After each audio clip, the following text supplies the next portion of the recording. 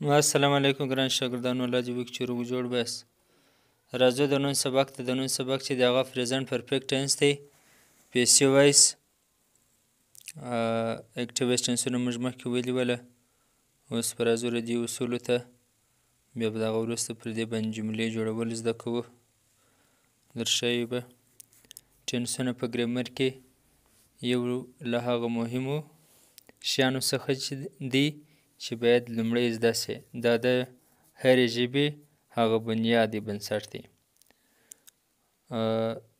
موږ اکټیو وایس ټینسونه ټول لیکلي دي، زموږ پر چینل باندې پراته دي. که چیرې تاسو پرزنټ پرفیکټ ټینس اکټیو وایس نه وي زده کړی، نه مې وي زده، هغه زموږ پر چینل باندې شته، تاسو سرچ کړئ، هغه زده کړئ، بیا راسئ پیسیو ټینس له. نو اوس به راسو د دې هیلپینګ وربز له. خو د دې څه مخکې دا یادونه کړو، که څوک زموږ پر چینل باندې نه وي، تاسو چینل سبسکرایب کړئ، بیا به تاسو له زموږ د سبقه هره ویډیو در تاسو پورې رارسي. اوس راځو د دې هیلپینګ وربز له. هیلپینګ ورب چې دی هغه هیز بین، هیو بین، دا ټینسپل اصول یې خپل هیلپینګ ورب وي.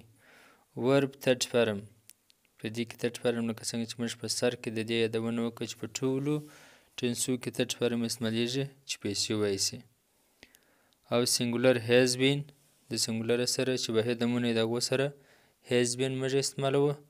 او پلورل هیو بین، د جمع نومونو سره موږ هیو بین استعمالوو. نو دا د دې اصول دی.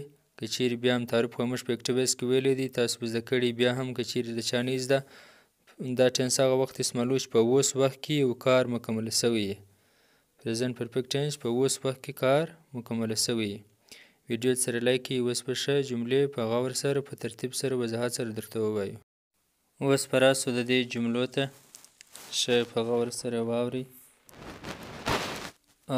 The thief has been arrested. غل نیول سوی دی. The thief has been arrested. یوه خبره دا راپه یاد شوله چې بعضې خلک پوښتنه کوي چې د پرزنټ پرفیکټ ټینس او پاست انډیفینټ ټینس څه فرق دی. دا خبره یې بیا یادونه ورته کوو. په اکټیو وایس کې موږ ورته ویلي وه، موږ ویل د پرزنټ پرفیکټ ټینس چې کله یو کار تا کړی په اوس وخت کې مکمله سوی خو وخت نه یې تېر سوی. او پاست انډیفینټ ټینس چې یو کار تا کړی خو د هغه وروسته بیا یو څه وخت تېر سوی. بیا هم یادونه کوو چې ته کار وکړې، کار دې مکمله کړې، یو څه وخت نه یې تېر سوی، یوه ذره وخت نه یې تېر سوی، دا پرزنټ پرفیکټ ټینس دی. او چې لږ وخت تېر سوی هغه پاست انډیفینټ ټینس دی. نو دا د دې دوه فرق دی. اکثره وختونه سټوډنټ په دې کې کنفیوز وي چې د دې فرق نشي کولی. سرګردان یي. هیز د thief been arrested. آیا غل نیول سوی دی؟ The thief has not been arrested. غل نه دی نیول سوی. یوه خبره بیا هم دا شاګردانو ته یادونه کړو، که چیرې ستا ټینسونه نه یې زده، پارټ آف سپیچ ستا نه یې زده، هېڅکله په هېڅ رقم باندې ته یوه ژبه هم نسې زده کولی، انګریزي یا بله ژبه هم. اول د واره ټینسونه، بیا نور ګرامر. The letters have been written. خطونه لیکل سوي. The time has been wasted a lot. ډېر وخت تېر ضایع سوی دی. All the cards have been sold. ټولو موټران خرڅ سوي دي. دا جملې ولې یوه جمله به د امتحان دپاره، د دې لپاره چې تاسو سر په خلاصو که نه، تاسو قابل سپاس که نه، دا به درته ووایي په اخره کې. دا تی ولیکئ په کمنټ کې، غل د پولیسو لخوا نیول سوی دی. دا ټرانسلیټ کړئ. مننه. ویډیو لایک کړئ. الله حافظ. در بل سبقه ښې چارې.